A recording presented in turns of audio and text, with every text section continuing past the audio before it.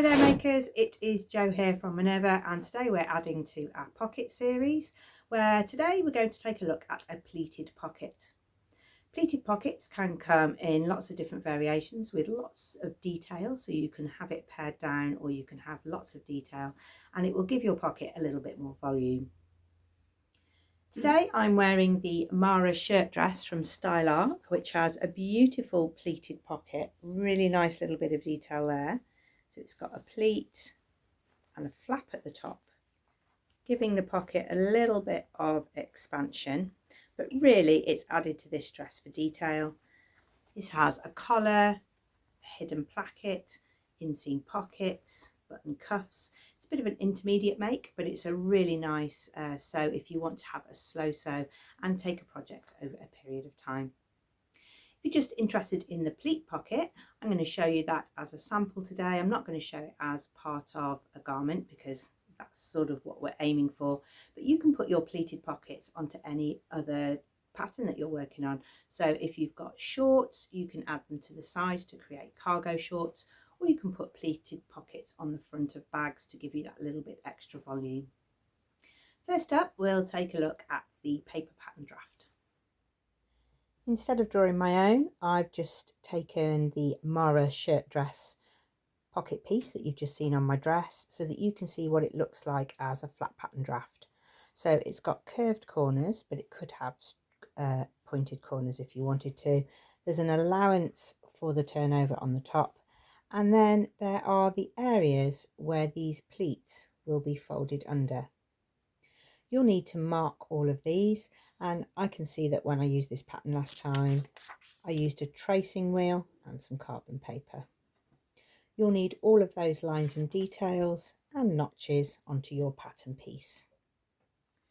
There's a little bit more preparation in a pleated pocket, so we'll take a look at that, and then we'll sew the pocket as if we were going to sew it onto a garment.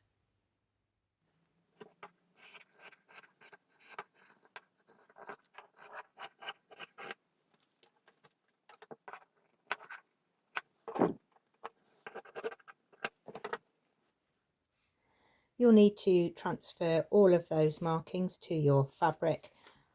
I've used a carbon paper and a blunt serrated wheel. That means that you can press here and press the marking product onto the pattern. I'm going to go over that with a pen so that you can see it more clearly. One of the first things you'll notice if we compare it to the pocket flap is how much wider your pocket is, and that's because we're going to absorb some of that fabric in the pleats. Once that's folded over, we can now start to work on the pleats. So I've got some faint lines here, but my first pleat, I'm going to use the notch at the bottom and the line, and I'm going to pin it in place. I'm going to give that a press, and then we can fold it back to the depth of the pleat, and we can double check that with our seam gauge. We can also compare it to the depth on the pattern piece, and we're looking for 1 centimetre. If you've marked with an heat erasable pen, just be careful that you're not removing your marks as you go along. I've got my little waxy ones from the carbon as well, which is a little bit more useful when you're pressing pleats. Okay, now we're looking for that 1 centimetre. I've got it marked on the back as well, but I just want to mark it on the front so that you can see what's happening throughout. And now we can press that pleat in the right direction, so we'll have one going that way and one going that way, and we need to pay a little bit of attention to make sure that the top of our pocket is accurate as well. Now you can see where we'll add the volume in the pocket because it's able to billow and blow out. And you might have your pocket with the inverted pleat on the right side, or you might have this box pleat on the outside, so make sure you've got your fabric the right way round. Next we're going to sew across the top, and that will hold those pleats down in place and give us our top stitching line. Once you've sewn the top down, you're now looking to turn the edges under with the seam allowance. It can be a little bit fiddly, so I'm using the mini iron.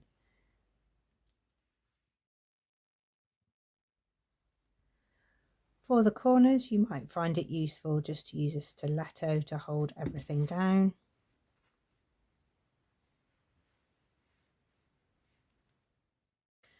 Or if you've got a pocket template for corners, you can use that to help you create a really smooth pocket edge.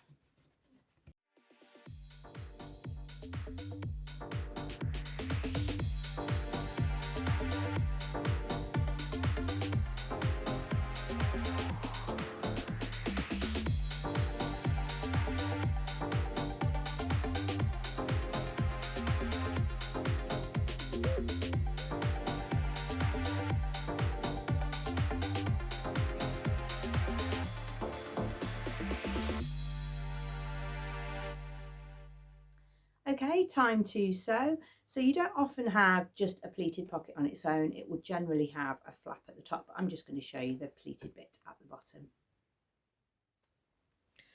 You're now going to treat your pocket as a patch pocket. So you'll be lining up the tops of your pocket with your pocket markings and pinning your pocket in place. As with all fiddly bits of sewing, I've whipped out my glue pen just to stick down in those tricky areas. So I want to make sure those pleats don't blow out, and I want to make sure those rounded corners all stay in position.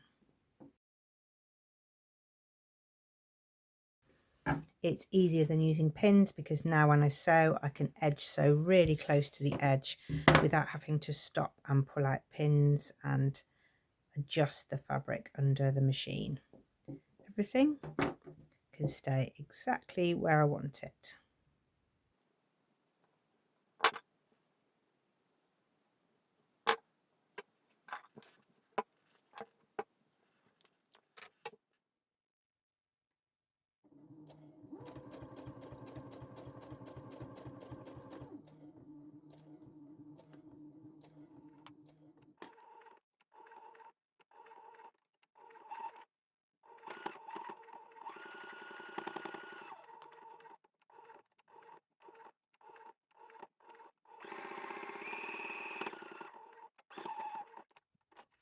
Okay, here's the pleated pocket finished.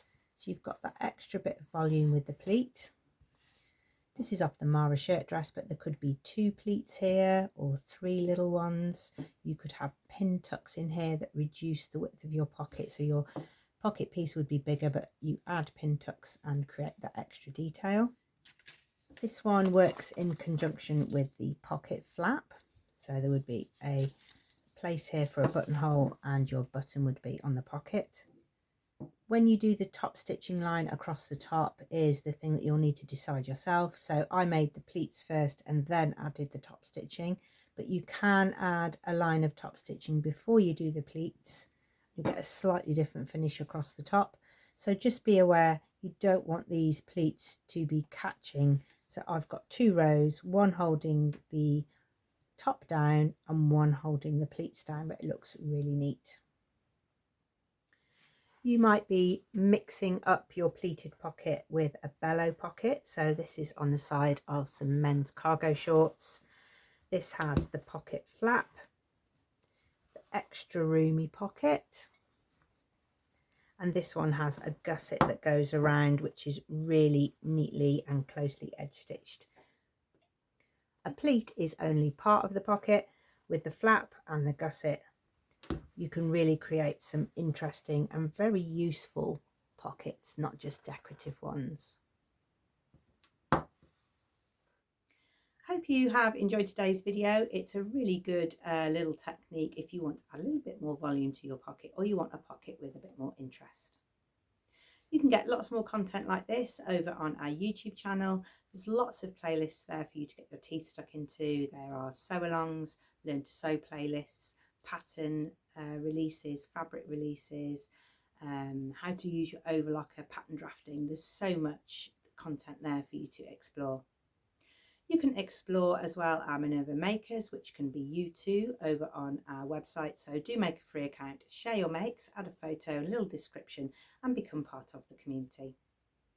Thank you very much for watching, and we'll see you again soon.